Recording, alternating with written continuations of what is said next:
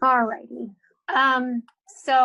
Welcome everyone again to Grand Rounds. This is a special month. We have had, this is our second Grand Rounds for December. Last week we did our Research and Clinical Expo keynote speaker, but we also wanted to have a Grand Rounds this month focusing on patient safety. And in this particular case, we're calling it M&M, or Morbidity and Mortality. I want to emphasize that we're discussing an actual case that occurred in our PM&R department. And so please remember that HIPAA privacy is required when we talk about this. We've tried to minimize any potential risk for violation, but there's always, you know, as we have more discussion, it's important to remember that. And it's also important that we all think about this as a learning opportunity. We're not here to cast blame or criticize any individual or group's action, but to note an opportunity for us all to provide safer and better care to our patients, and to work in a evidence-based and efficient way within the medical system. And hopefully, as we move through the process of reviewing this case, we can think about that more critically. So with that, I believe our initial presenter is Dr. Tariq AlFarra, is that right? Yes. So I will hand the screen over to him so he can begin his presentation. Tariq, do you have something, do you have slides, presumably? Are you able to share? Yeah, I can, okay. I can share my screen. Right. Tracy, just while, this is Eric Hoyer, while Tariq is pulling that up, I think, again, just to, again, echo what Tracy was saying, but I think the other thing that I just wanted to add to that is that we, you know, going through M&M, is actually something that we're looking to improve upon itself, sort of as a quality process. And so I think if folks have any kind of comments or think that there's opportunities for improvement, you know, please send that my way, because you know, we do want this to be you know, educational, as Tracy mentioned, and so just appreciate the feedback. So thanks again, and I'll pass this off to Tariq. Thank you, Dr. Hoyer, and just wanted to take a quick moment to thank everybody, not only names listed on here, but everybody who contributed to this, including Dr. Hoyer and many other part of our department staff who we spoke to and got some valuable feedback. So thank you, everybody. We will be presenting today a morbidity and mortality case that we like to refer to as a near miss case, and near miss for what could have potentially been a wrong side case. We'll also be touching upon a few other points and concerns surrounding this case, whether or not they actually occurred in this scenario. So for our particular case, we had a 51-year-old female. She had a diagnosis of cervical spondylosis and lumbar spondylosis. So basically it's like arthritis of the neck and lower back. And she presented the day of the procedure to undergo radiofrequency ablation in her neck and lower back, which is basically introducing needle-like inducers that kind of ablate the nerve or stop it from transmitting signaling through radiofrequency waves. And she was to be getting these done on the left side, both in the neck and in the lower back. So the way that we'll start off by going through this case is talking about the overall workflow and timeline of the day. And when I say of the day, I'm probably actually a little mistaken about that, because this process, as we'll see in later slides, actually starts even before the procedure day. When the order is put in for the procedure, then the posting sheet is generated. The order is transcribed as it stands now. And we'll talk about what we're looking at in the future, but as it stands now, the order is transcribed to the posting sheet, uploaded to the patient's chart, and then electronically put onto the snapboard and to the OR schedule. And we'll be touching more on where there's room for error there and what we've done to address that in those multiple steps. There's obviously the personnel that the patient interacted with on the procedure day. The consenting process with patient teach back is very important to ensure that both the patient and the providers are on the same page. Marking clearly is very important in addition to the timeout process. And so that adds several layers there of checking and double checking and redundancy in that process, which is not necessarily a bad thing. So the way that we'll kind of go through and divide this up in an organized fashion is to address these 4 questions. This is actually a template that's commonly used for morbidity and mortality cases. And it asks what happened, why did it happen, how do we reduce the risk of this happening again, and how will we know that it is actually working, whatever measure or intervention that we took. So starting off with what happened. So pretty standard, who was involved? We had nursing staff, pre-op and OR, attending, fellow, radiology tech, and anesthesia personnel. What actions occurred, kind of summarizing what we just saw in the timeline. So the case was posted in Epic, consenting, the patient arrived, consenting process occurred, there was the marking, the timeout. That day particularly, one thing that we wanted to point out was that there was actually training sessions occurring amongst all the team members. So nursing staff, obviously the attending always has their fellow with them, that's standard. The radiology techs and anesthesia personnel each had a trainee with them that day. And we'll touch more on that later. So what were care team members thinking and feeling? This kind of looks into how motivated are people? What do they see as benefits? What keeps them feeling rewarded in partaking in the correct steps? And are there perceived pain points? And was each team member verifying the information that was received? Were they considering and kind of alert to what was occurring? And I personally believe, and I think we're blessed to say that our staff in general, the people we work with, I have not encountered anybody that I felt like was just being outright negligent, not taking their job seriously. But at the end of the day, I think the whole, although this may not particularly apply to us here, I think the whole thing that we took away from it personally was human error can still happen. And the best way to help to decrease that level of human error is to just have thoughtless processes in place to where, even when people are distracted, even when people are in the middle of something, having a bad day, whatever it is, they are doing these things every single time and ensuring that there's certain steps in the process that are not missed. So what happened in part 2 of this is what was the patient thinking and feeling? So did we confirm that the patient understood the procedure they were getting? In this case, yes. They were able to get consent from the patient. There was teach back. There was the marking that occurred on the correct side. However, what ended up happening was whenever the alcohol prep was applied, the marking was just close enough to the middle, from my understanding, that it made it a little bit tough to really look at it and decipher which side we were supposed to be on. And so at the end of the day, when we talk about what happened, and we did kind of already touch here about what was happening at the same time, there was not an issue with staffing.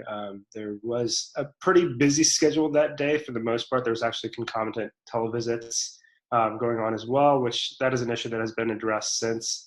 And then, as we talked about earlier, the training. So, when we look at what happened and ask ourselves that in this case, the main take-home point was it really mostly came down to human error. It was a simple instance where the marking was put, the patient understood which side they were getting their procedure done. However, when the physician got to the table, It was just a loss in thought that we were going to go in on the right side instead of the left side. And therefore the focus moving forward from here is how, why that particularly happened, and what we can do to mitigate that moving forward. So things that happened that had a good outcome as we look back. So luckily this was a near miss rather than an actual wrong side incident. So the fellow actually identified that the needles were placed on the right side instead of the left side, but they were introduced. However, the actual ablation had not occurred at that time. So right when he realized that, he stopped, he notified the team, the team huddled, and they decided that since the procedure wasn't actually done on the other side, that it was just the needles that were introduced, that they would proceed on the correct side. Dr. Chhatre informed the patient of the event. The patient was fully aware of what occurred, and was grateful that, from reports that I heard, grateful that they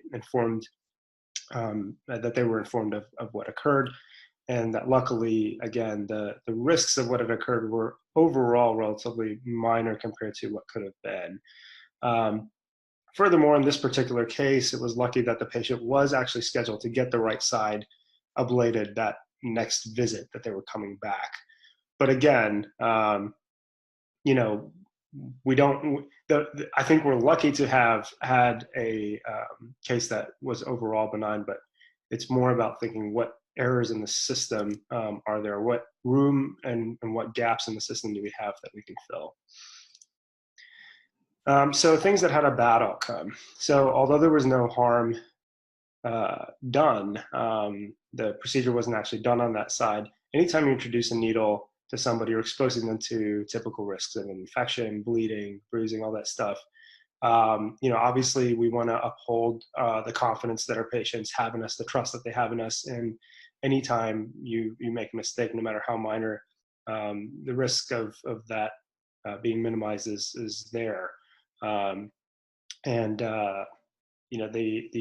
If the patient had not been scheduled for both sides and this had actually occurred, then they would have simply gotten a procedure on the wrong side without ever needing it. And then there's all the risks that come with that procedure as well. So part two here, talking about why did it happen. So the different areas that the rubric kind of addresses here in addressing M&Ms in general, I left these in, even though some of these don't necessarily, as we go through, apply to this scenario, but they are good things to think about and good things to consider as we reflect on our current process. So the task force, was there a protocol to guide therapy? And yes, there was. The team was able to have a huddle. They were able to decide that based on the amount of exposure the patient had to the procedure, which was minimal, that they could proceed with the contralateral side. Provider factors, so they always ask, was the provider tired or overloaded? And in this case, at some point, we're all going to be tired, all going to be overloaded. It's, again, re-emphasizing how important it is for us to have systems in place that are tired-proof, that are overloaded-proof, even burnout-proof in some cases, that we are going to be manually going through these checks and balances every time. Of course, that day, there was the training going on, there was the telemedicine visits. I don't want to reiterate that too many times. But other caregiver factors related to the deficit, and we kind of already talked about that as well.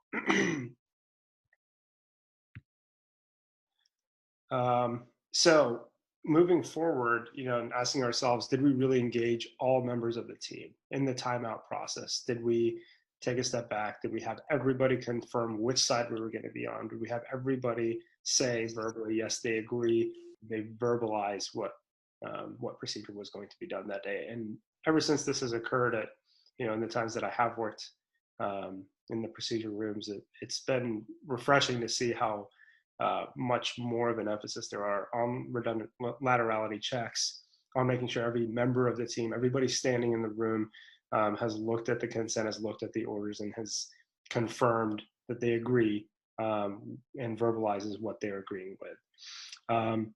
Knowledge and skill factors.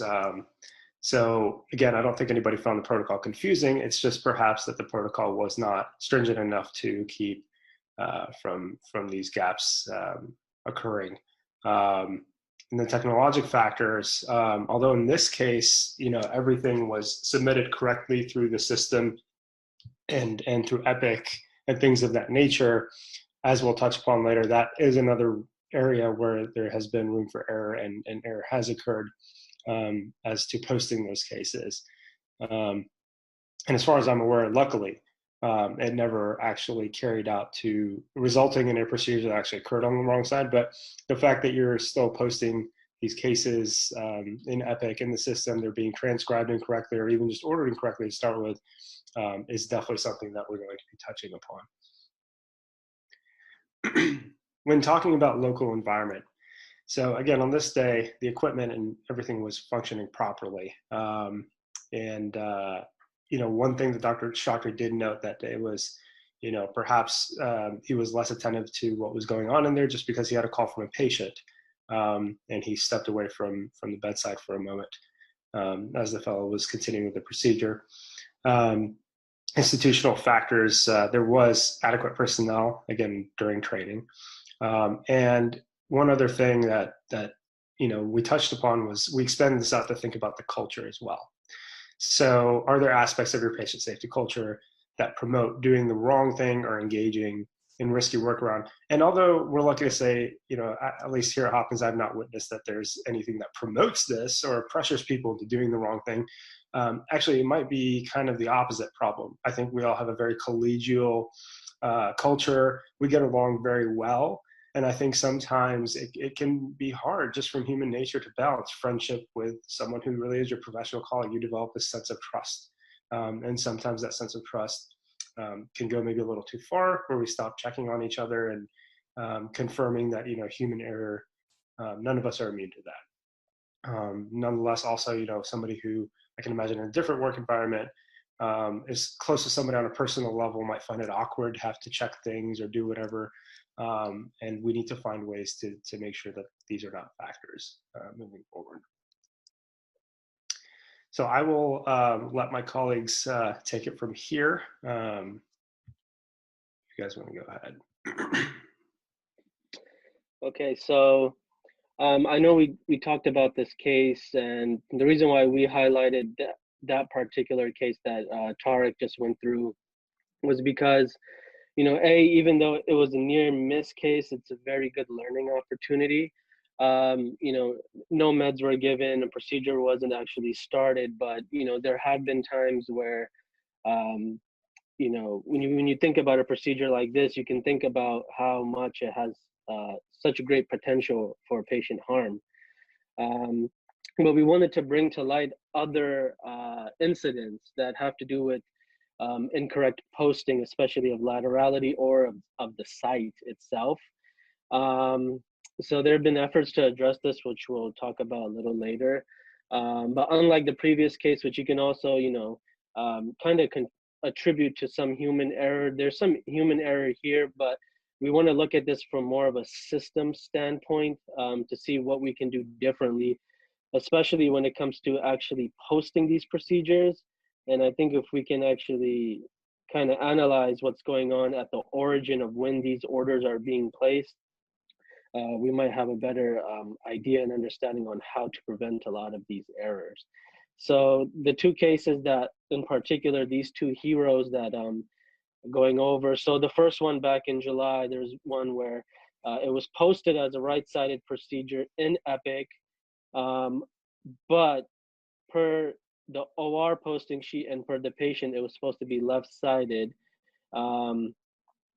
So luckily they were able to catch that, even though it was posted in Epic as right side. And then in August, this was more of, the site, which can also be very, it's probably even more dangerous, most likely. Posting sheet said the procedure was on the right arm. And then when the patient was asked, it was actually on the right hip. And this was later verified by Dr. Chhatre as well. And huddle was performed prior to this procedure, and procedure was done successfully thereafter.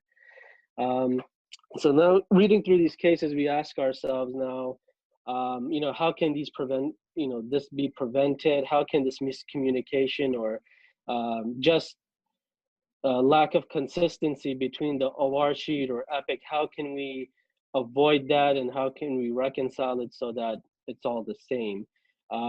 So when we talk about the interventions on the next slide, you can get on the next slide, please. Oh, sorry. Thanks. Yeah, so one of the things, the big goals that that has been placed is to try to plan and devise an epic order set that can replace these email in-basket orders, which can kind of get lost, especially in translation. And the issue with a lot of it is there's so much manual transcription involved with email in-basket orders. And so the whole point is to do something that's trackable, that's standardized, where everything is kind of populated already. And it's kind of like a multi-step workflow for the physician to fill out. And that's something that's in the works. There have been some order sets that have come out that still need tweaking, that still need editing. But that's one of the biggest goals in terms of trying to avoid these errors. Another thing that's actually being done is reducing the frequency of same-day, next-day add-ons. So there's an agreed upon cutoff time. The cutoff time, I believe, is about 48 hours prior to the block date time. And so that's something that has been implemented already. And then another intervention that that has been in place is just developing a new line of communication between the PM&R group as well as the acute surgical center staff, and how to request to add more patients. And I think this is very important because, at the ASC, there's a lot of different procedures going on. There's a lot of different requirements for them, different time limits, different types of anesthesia, different types of specialists. So all of these things need to be hashed out. And I think the new line of communication will help kind of schedule these patients in a safer manner and provide adequate time for properly consenting and marking and doing all these basic steps that we do during procedures. And then on the next slide, going back to a lot of the factors that Tariq kind of mentioned, kind of breaking it down in a way to get a sense of what really happened that day and how rare some of these events actually are. And even if they are rare, they are still factors that we need to be cognizant of. So obviously, one of the major reasons why this particular error could have occurred, it's very rare to have every member of the team have a trainee. It doesn't happen that often, but it's something that we always have to look into, and it's something that we can think and maybe try to prioritize who is training on what day and kind of schedule in a way where there isn't too much training going on. And then the lack of, redundant laterality checks and confirmations, that could be another reason as well. But it happens very rarely because we have such set protocols in place. Other major reasons that are more often the reason why such type of errors can occur, obviously we talked about concomitant workflow, whether it's talking to a patient on a phone, whether it's, having to talk to the last patient who had the prior procedure, other things going on as well. All of it can contribute to just kind of missing things like this. And then trusting team members, Tariq touched on, kind of, where we have a culture where we're so friendly with one another, we might end up trusting our team members a little too much. And I think it's our responsibility, not just as, in healthcare, but just in general for patient safety, to make sure that we're at least looking out to see that our colleagues are doing their jobs and they're doing them correctly as well. And then in some of the minor issues, which are rare but are obviously present, especially in the healthcare system, is human error, which is involved in almost every defect, every every error that you can think of. Human error is always a consideration, and provider fatigue is one contribution to that. We do our very best to minimize that with wellness and trying to limit hours and trying to make sure that all of our providers and staff have adequate time to recover and things like that. But there will always be fatigue when it comes to work itself. And then in terms of things that happen often, so site marking, it's obviously removed during the prepping process, especially when, even if you have something that's marked large or small, that's something that, or even when you have to cover the patient up during the draping process, that's also another issue where you kind of miss the marking. And then false sense of security. So I like to differentiate this between trusting team members in the sense that with the false sense of security, it's the idea that, you know, you feel secure that you're in a system that if you don't catch something, someone else will. So it's more of having a self-awareness that you need to be cognizant of everything going on and doing, instead of looking also at people doing their jobs, you have to always ensure that you're doing yours as well.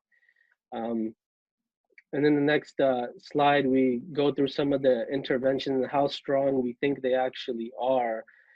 So, you know, obviously if you just tell a team member, oh, this was a near miss, let's not do this again, let's remember this moment, that, you know, that's something that kind of sticks in for a day or two, but that doesn't really help anything. Doing a two-person verification can always lead to more errors because, again, you can just trust the other person and say, yep, that's the side that we're doing. Marking a bigger X is also not too helpful, just because at the end of the day, it gets wiped off. But other things that we can do, you know, there have been talks of more, you know, stronger type of intervention. So maybe implementing a physician-led timeout. Now, I know a lot of institutions have different protocols for this. I think historically here, it's the nurse who actually leads the timeout. So it really depends from institution to institution how that's done. And then obviously limit the number of trainees, which I think was a big part of this particular near miss. And then sometimes marking physicians' initials is also another thing that does help, but again, that gets wiped off as well. And then more stronger intervention. So to have a consistent standardized protocol with redundancies is very important with all team members. So I know Dr. Chhatre actually brought this up with us, that he has this like ask protocol, so ascertain knowledge. And so what he does is, before putting any needles in, he points at every member of the team during the procedure and confirms laterality with them. And that's one of the best ways, I believe, is that's one thing that he added to his workflow as a result. Another thing that I brought up earlier is this epic order set as well. I think the redundancy in the epic order set would also contribute to a stronger intervention. And then I think seizing concomitant activities would be a very strong intervention, just because, you know, if you're focused on that case, you're away from phone calls, you're away from other things that, you know, and this is not just for the provider, this is for nursing, this is for the radiology tech, anesthesia. And I understand that there are, you know, everyone needs to learn, everyone needs to train, but I think if we limit that, especially during procedures like this, to maybe one team member having a trainee or something like that, or two members having a trainee, then it most likely would work much better. And then marking large initials. But the big part about this one is trying to develop or use something that's not going to get erased easily in the prepping process, something more permanent, even if it has to be there for a couple of days, I think would be very beneficial. And I think most patients would understand the use of it. All right, so moving forward to just in an effort to limit these near misses or incidents from happening in the future, or perhaps even eliminate them altogether, we did do a literature review to help us understand, have an idea of what other surgical centers across the country are how are they handling their sign-in and timeout procedures. Just wanted to share this surgical safety checklist that was created by the WHO, and it has been widely adopted by many surgical centers around the world. So it's a 3-part checklist. And the first part is the sign-in. That's mostly getting the patient demographics, checking for allergies, for medication lists, and that's done before the induction of anesthesia. And then the timeout part is done before the skin incision.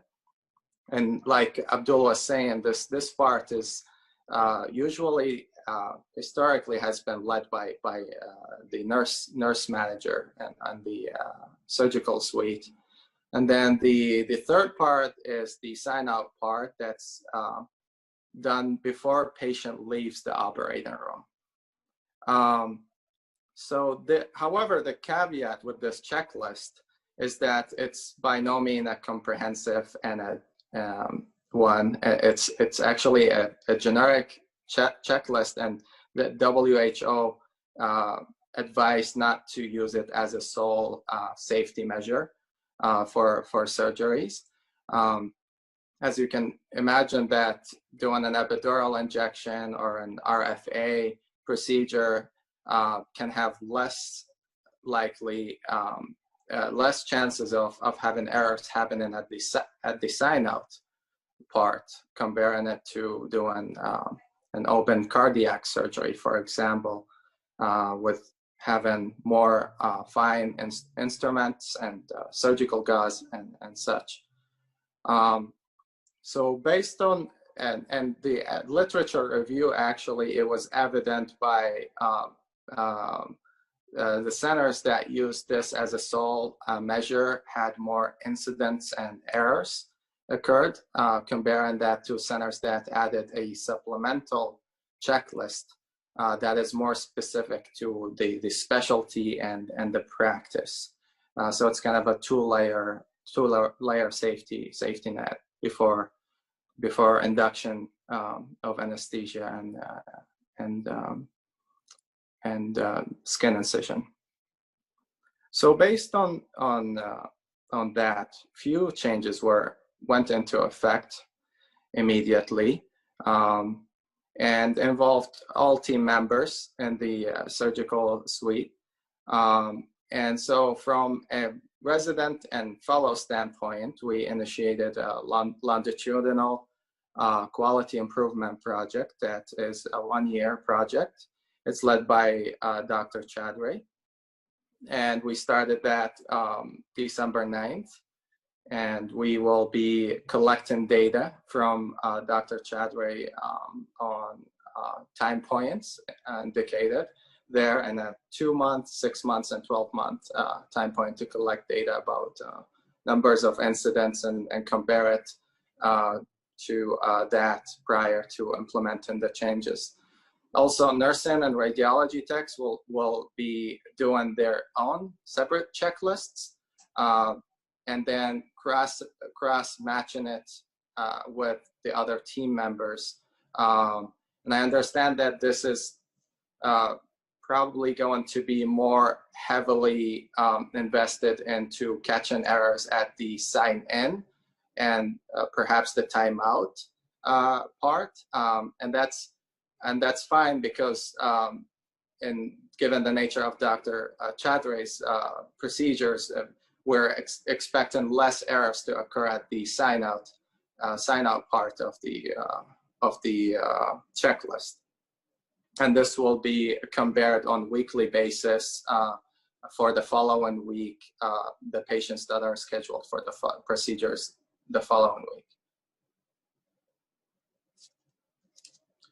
And since this near miss involved a wrong side, so the major change that has been implemented was physician-led timeout and laterality check.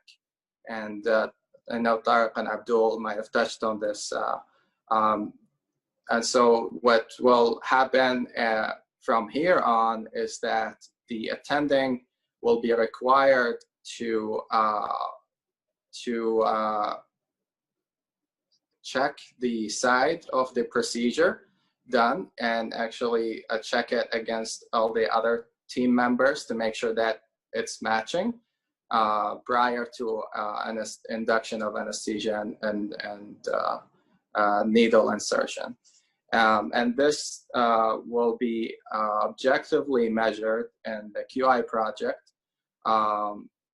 in 2, 6, and 12 months from September 9. And it's done by residents led by attending.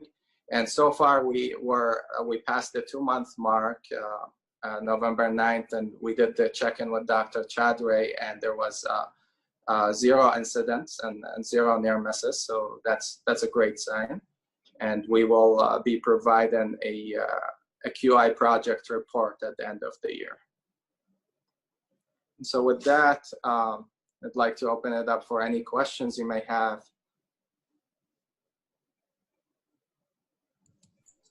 This is Julie. I have just a suggestion that the team review the safety quality procedures for pre-op check and site marking, because they have a very similar table to what you showed with WHO, and it says that an X is not sufficient.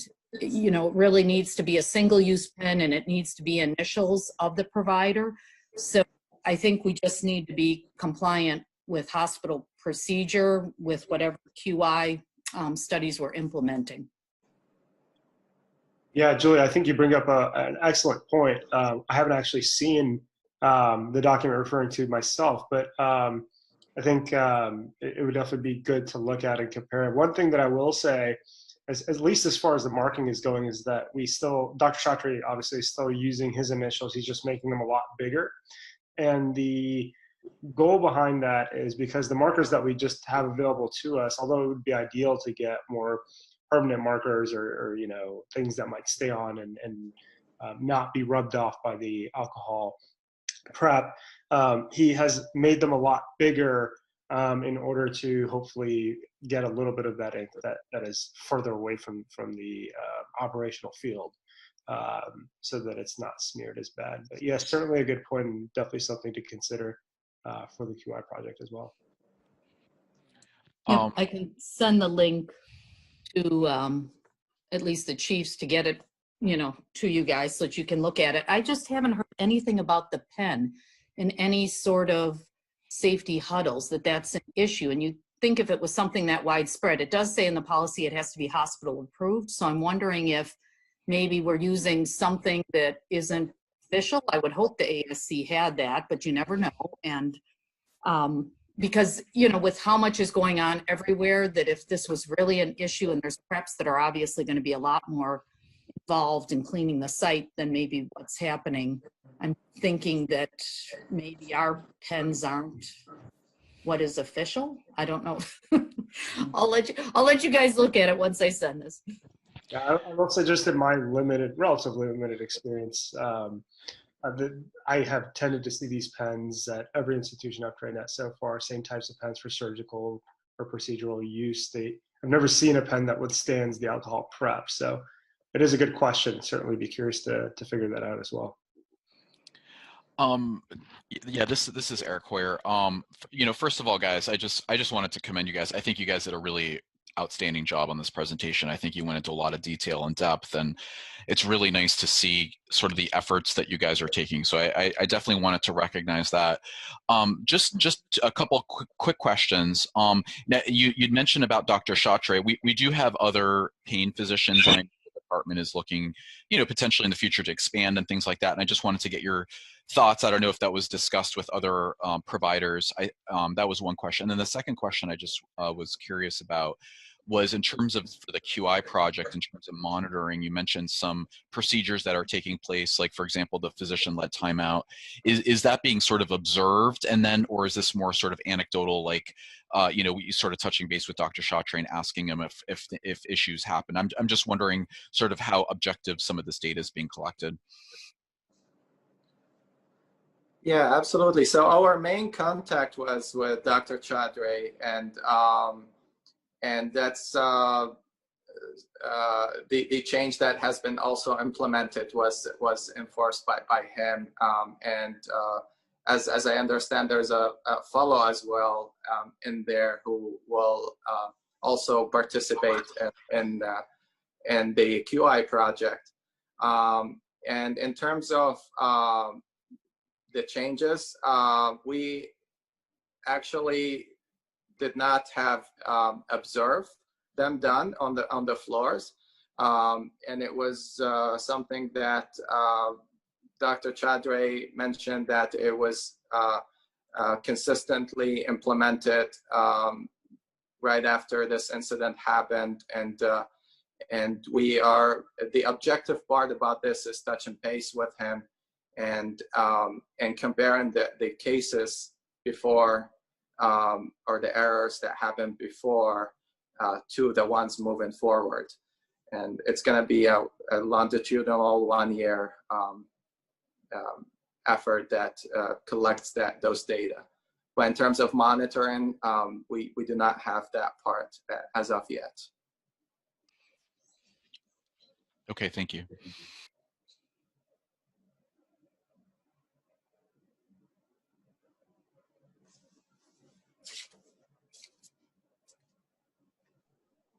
Hey, I do have one question, Adam, Tariq, and Abdul. I'm not sure if you guys have the answer to this, or if you guys talked about it when you guys discussed it with Dr. Chhatre, but regarding the scheduling of the procedures, I know for example, like other departments, they actually have like an order set in Epic.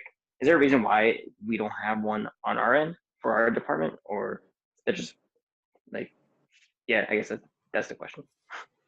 That is a really, answer that? please. This is Lori. Please. Hi, this is Lori. I'm getting a lot of feedback.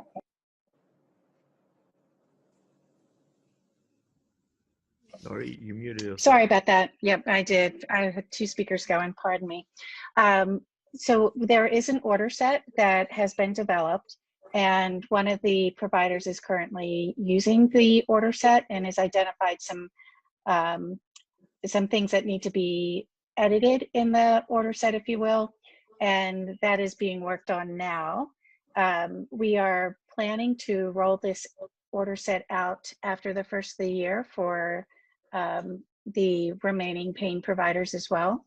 So that will go a long way in reducing, eliminating these some of these near misses and errors.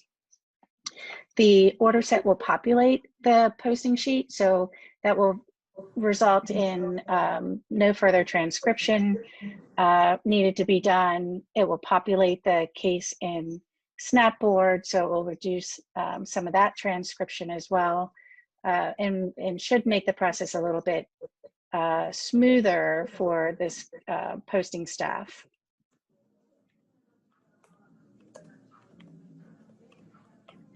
Okay, cool. Thank you. Mm-hmm. Welcome. This is Julie again. Sorry, everybody. I just wanted to add that I really appreciate the work on this. I didn't know if anyone had informed you, but this was chosen for the department's MD&A. So that's something we share hospital-wide November and also in May. So we put it on our SAFER matrix, which really kind of quantifies the seriousness of kind of safety events, trends in the department, as well as how widespread it is. So we wanted to list that, and it will be great in May to be able to share some of the progress that's been made for this. It gets institution visibility, as well as being compiled with other for matrix items across the institution, and it gets tracked, shared also with the board. So it's really important, and the work is great.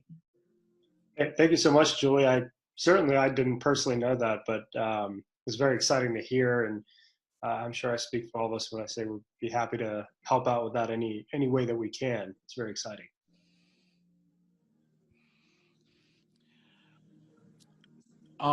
Yeah, if I didn't want to, sorry, I know Julie and I have been sort of speaking a lot. This is Eric again. I think the one, maybe the one thing, that this issue does touch a little upon, though, that I did just wanted to raise because I think it's relevant, is that,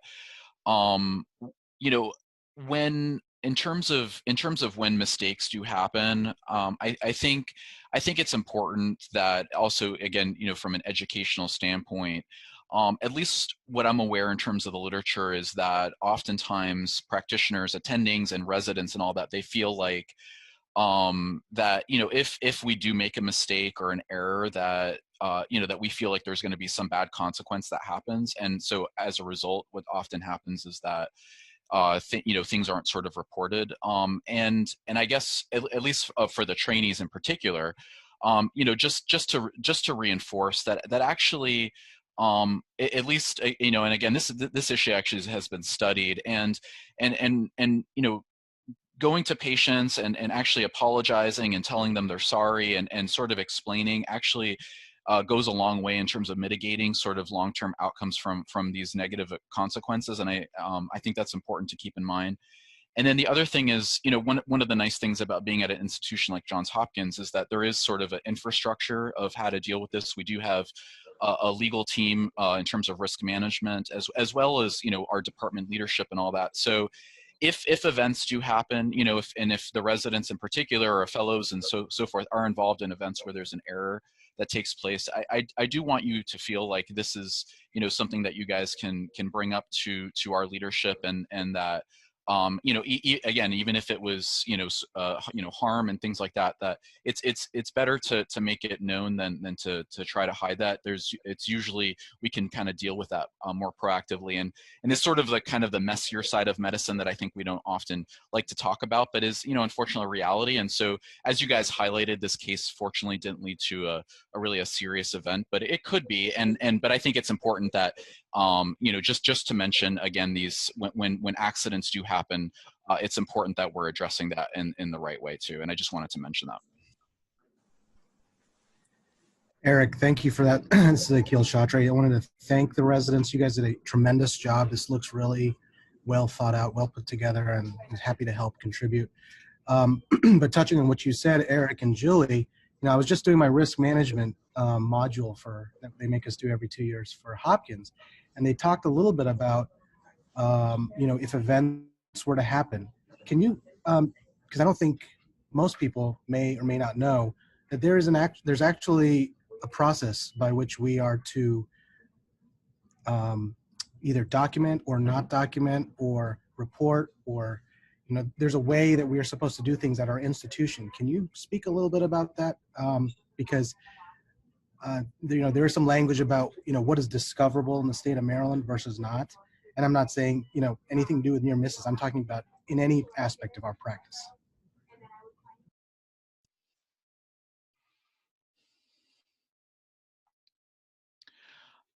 So, I mean, I can tell you, so in terms of the exact language for documentation, when these sort of events have happened, usually my first step is actually to contact our risk management office and to discuss that with them, and explain sort of a situation to figure that out. And that's been my first line. I'm not sure in terms of the recommendation in terms of, as you mentioned, in terms of documentation and so forth.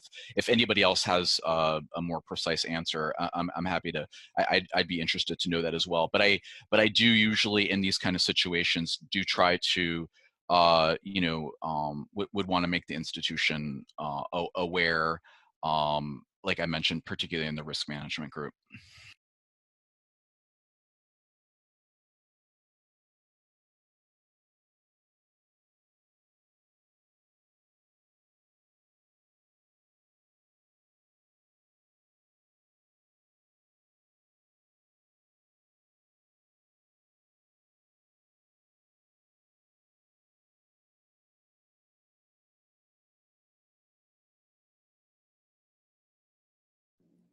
Can anyone hear me?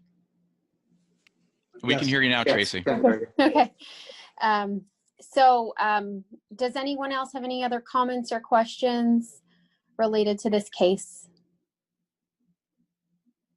All right. I want to reiterate, thank you, Tariq, or Dr. AlFarra, Dr. Halim, and Dr. Amir for preparing and very thoroughly thinking through this case and the best practices to ensure the improvement of care and patient safety moving forward. You guys did a really wonderful job, and I really appreciate everyone's participation and conversation. This is a important component of improving the culture of our department, that we can be open and communicate about medical errors and mistakes, and ensure that we do a better job for our patients.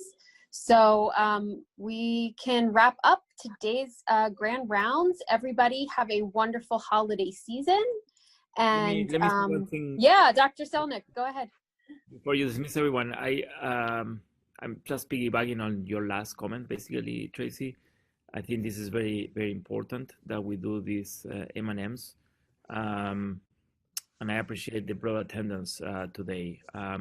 So it is very important that we learn from our errors or near errors, and the only way that we can be a learning organization is we address them. We should not hide them. So we need to bring them up. We need to discuss them. There is as the residents have shown today here, there is some formal process by which we can review this in a professional way, and that becomes like a learning opportunity, as Tracy mentioned at the beginning. So it is my hope and intent that this will continue and repeat in some regular frequencies. I know we discussed it with Tracy and Eric and others, the idea of ongoing M&Ms. So we will be identifying these and from different aspects of our department, so we can discuss them all together and all learn from these situations. So with that, thank you. Sorry, Tracy, to interrupt, and then you can wrap up the salutations. Yes, no, please. And thank you for chiming in, Dr. Selnick. So yeah, everybody have a wonderful holiday season. And it's almost 2020. So 2020 is almost over, I should say. So, woohoo. All right, take care. Thanks, everyone, and thanks for attending. All right, thanks. Everyone. Wonderful opportunity. Good job. Happy holidays. Bye-bye. Bye. Holidays. Bye. All right, bye. Bye-bye. Good job, Tariq.